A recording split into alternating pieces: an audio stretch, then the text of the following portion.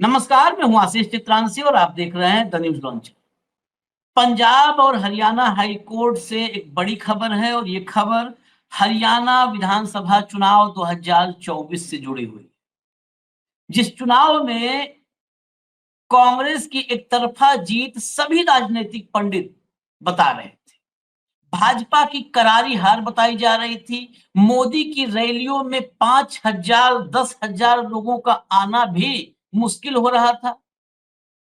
2 term के मुख्यमंत्री को मंच से दूर रखा जा रहा था कि जनता की नाराजगी इतनी है, भड़क न जाए मुख्यमंत्री को देख के। मुख्यमंत्री मतलब खट्टर, जो 2 टर्म के मुख्यमंत्री थे उनको हटा करके नायब सिंह सैनी को बनाया गया। लेकिन जब चुनावी नतीजे आए तो बिल्कुल चौंकाने वाले नतीजे। आज तक कांग्रेस हजम करे न करे, हरियाणा के लोग हजम नहीं कर पा रहे हैं।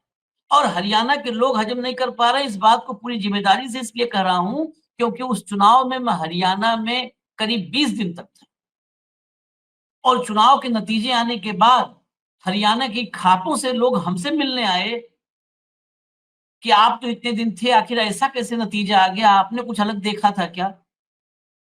तो इतने चौंकाने वाले नतीजे थे। उन्हीं नतीजों में एक नतीजा था उचाना विधानसभा। बहुत हॉट सीट थी। यहां पर चौधरी वीरेंद्र सिंह के पुत्र ब्रिजेंद्र सिंह, जो आईएएस थे और उन्होंने नौकरी छोड़ करके राजनीति ज्वाइन की, हिसार से सांसद थे, इस सीट से विधानसभा का चुनाव लड़ रहे थे। इसी सीट से दुष्यंत चौटाला, जो डिप्टी सीएम थे भाजपा के साथ, वो चुनाव मैदान में थे। लेकिन गठबंधन टूट गया था और भाजपा ने यहां से देवेंद्र अत्री को मैदान में उतारा। इस सीट पर चुनाव के नतीजे आए तो सब चौंक गए। जो जीत का मार्जिन था ना, वो बड़ा हैरान करने वाला था और जो इनवैलिड वोट्स थे, उनसे इसका कनेक्शन बड़ा लोगों को अचंभित कर रहा था। सिर्फ 32 वोट से देवेंद्र अत्री ने ब्रिजेंद्र सिंह को हरा दिया। सिर्फ 32, मात्र 32। और जो पोस्टल बैलेट थे उसमें 215 वोट इनवैलिड कर दिए गए थे।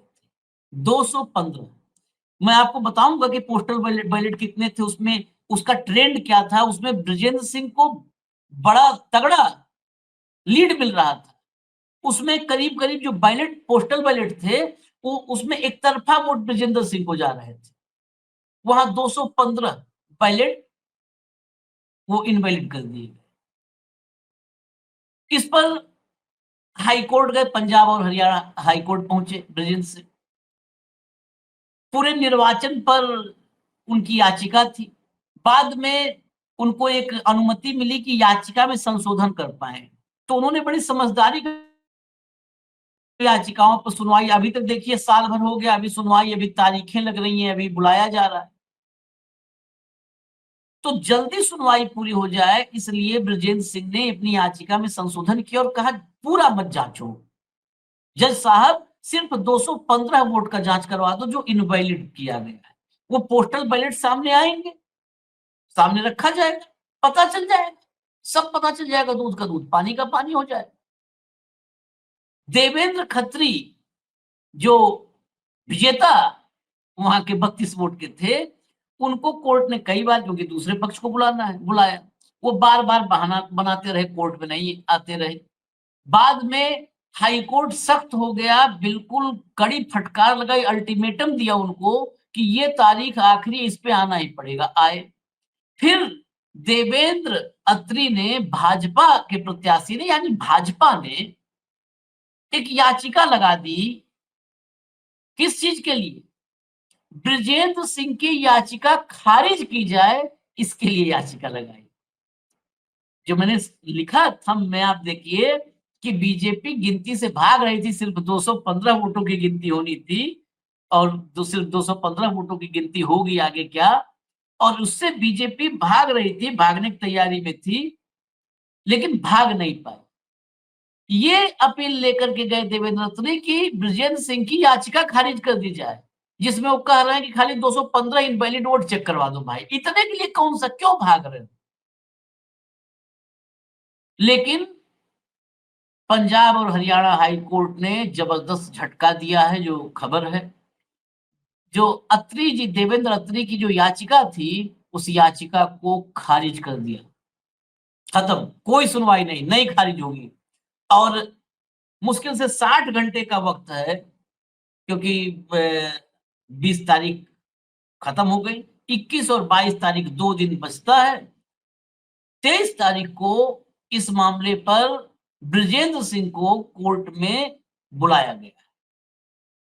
215 वोटों की दोबारा चेक करने को लेकर के बुलाया गया। अगर आदेश हो गया 215, तो जो बीजेपी की के माथे पर पसीना दिख रहा है भागने की कोशिश, वो इशारा करता है कि इसमें ज्ञानेश भी फंसेंगे, आयोग भी फंसेगा और भाजपा भी फंसेगी, तीनों फंसेंगे। हालाँकि ये मैं नहीं कहूँगा कि इज़्ज़त गँवा देंगे, क्योंकि इज़्ज़त गँवाने के लिए इज़्ज़त होनी चाहिए। जब पूरे देश में लोग कह रहे हैं वोट चोर गद्दी छोड़, तो उसके बाद तो बिल्कुल, अगर कोई इज़्ज़तदार होता तो आता, पॉइंट वाइज़ जवाब देता, एक-एक पॉइंट पे जवाब देता। लेकिन इतने के बावजूद अगर भाजपाई अदालत में जा रहे हैं कि जज साहब 215 वोट भी नहीं हम गिनवा पाएँगे, मत गिनिए, हमको जीते रहने दीजिए। तो ये सब बताता है कि चुनाव में कैसे जीते। संजय राउत ने शायद इसीलिए कहा है महाराष्ट्र को लेकर के कि महाराष्ट्र में महायुति के जितने विधायक जीते हैं, उनमें 90% वोट चोरी से जीते हैं, 90% वोट चोरी से जीते हैं। मैं आपको खबर दिखाता हूँ, पूरे सीक्वेंस में खबर दिखाता हूँ। जरा खबर लाइए भैया, दिखाना शुरू कीजिए फटाफट। हाई कोर्ट में पेश होंगे कांग्रेस नेता ब्रजेंद्र सिंह। वोटों की दोबारा गिनती से जुड़ा है मामला, सिर्फ 32 मतों से हारे थे चुनाव। अब जरा भीतर की खबर दिखाइए, भीतर की खबर सबसे महत्वपूर्ण है। भीतर की खबर लाइए। हाँ, ये देखिए। पंजाब और हरियाणा हाई कोर्ट ने उचाना विधानसभा सीट से चुनाव हारने वाले कांग्रेस नेता ब्रजेंद्र सिंह को 23 सितंबर को पेश होने का आदेश दिया है। ब्रजेंद्र सिंह 215 अमान्य डाक मतों की दोबारा गिनती की मांग कर रहे हैं, जिसके चलते भाजपा विधायक देवेंद्र अत्री की याचिका खारिज कर दी गई है। अब अदालत केवल डाक मतों की वैधता पर बहस करेगी, सिर्फ अदालत में सिर्फ डाक मतों की वैधता पर बहस होगी। इसमें महत्वपूर्ण बात ये है कि ये तो मैंने बताया आईएएस की नौकरी छोड़ के आए। हाई कोर्ट में ब्रजेंद्र सिंह ने रिटर्निंग ऑफिसर द्वारा जो इनवैलिड किए गए 215 मत, सिर्फ उसको दोबारा गिनती करवाने के लिए और जांच करवाने के लिए याचिका दाखिल की है। जो भाजपा के विधायक अत्री हैं, उन्होंने ब्रजेंद्र सिंह की याचिका खारिज करने के लिए हाई कोर्ट में एक याचिका डाली थी, जिसे हाई कोर्ट बृहस्पतिवार को अस्वीकार कर चुका है, यानी खारिज कर चुका है। यही सीट है जहां से जजपा से डिप्टी सीएम, पूर्व डिप्टी सीएम दुष्यंत चौटाला चुनाव लड़े थे और 5वें नंबर पे रहे थे। अब देखिए अगला वाला पार्ट लाइए जरा इसके। हाँ, ये देखिए नीचे जो देखिए अक्टूबर 2025 24, ये महत्वपूर्ण हिस्सा है। अक्टूबर 2024 में हुए विधानसभा चुनाव में कांग्रेस उम्मीदवार ब्रजेंद्र सिंह को सिर्फ 32 वोटों से हार मिली थी। कुल 1377, इसको अंडरलाइन कीजिए, आप लोग नोट कर लीजिए, 1377 डाक मतों में से 215 को रिटर्निंग ऑफिसर ने अमान्य घोषित कर दिया था, जबकि शेष बचे 1158 डाक मतों में से 636 ब्रजेंद्र सिंह के पक्ष में पड़े थे। ये 636 मतलब एक तरफा आप है, मैं कैसे बताता हूँ आपको, अभी पूरा जब आप गिनती देखेंगे तब समझ में आएगा। 1158 है।